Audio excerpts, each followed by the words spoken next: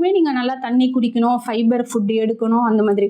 So அதெல்லாம் நாங்கள் எடுக்கலை, எங்களுக்கு பைல்ஸ் ஒன்ஸ் வந்துருச்சு அப்படின்னா அதுவும் வந்து ரொம்ப சிவியர் ஆயிடுச்சுன்னா ஹெமராய்டு மாதிரி பிளட்டு வந்து வர ஆரம்பிக்கும். சிவியர் ஆயிடுச்சா சில பேர் என்ன பண்ணுவாங்க, ஏதோ யாராவது எதையோ சொன்னாங்கன்னு சொல்லி எதேதோ வாங்கி சாப்பிடுவாங்க. அந்த மாதிரிலாம் சாப்பிடாதீங்க. அது சாப்பிட்றதுனால கண்டிப்பாக இது சரியாக ஆகாது. ஸோ நீங்கள் என்ன பண்ணணும் அப்படின்னா, கண்டிப்பாக இந்த பைல்ஸுக்கும் வந்து உங்களுக்கு பிளட்டு கொட்டுற அளவுக்கு பைல்ஸ் இருந்தால் கூட இது வந்து அக்குபங்க்சர் சரி பண்ணுது. ஒரு பேஷண்ட்டு கூட நேற்று வந்தாங்க. அவங்க என்ன பண்ணாங்கன்னா சர்ஜரி பண்ணிட்டாங்க. அது வந்து இன்டர்னல் பைல்ஸும் இருக்குது, எக்ஸ்டர்னல் பைல்ஸும் இருக்குது. ஸோ வெளியே தெரியும் நமக்கு, அப்படி உட்காரக்கூட முடியாது, அப்படியே உறுத்துற மாதிரி இருக்கும், உறுத்தும். ஸோ அது வந்து எக்ஸ்டர்னல். இன்டர்னலாகவே அதே மாதிரி ஒரு உள்ளவே இருக்கும்.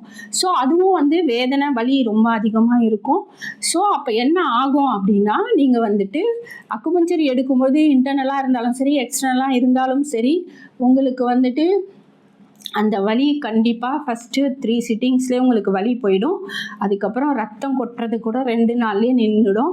அதுக்கப்புறம் வலியே இருக்காது. அப்புறம் மோஷன் ஃப்ரீயாக போக ஆரம்பிக்கும்.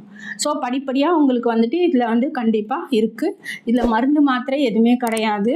எக்ஸ்டர்னலாகவும் நாங்கள் எதுவுமே க்ரீமோ எதுவுமே கொடுக்க மாட்டோம். ஒன்லி நீடில்ஸ் வச்சே சரி பண்ணுவோம். உங்களுக்கு இந்த பிரச்சனை இருந்ததுன்னா நீங்கள் வந்து கீழே இருக்கிற நம்பரை வந்து தொடர்பு கொள்ளுங்கள். கண்டிப்பாக உங்களுக்கு நாங்கள் விளக்கி சொல்கிறோம்.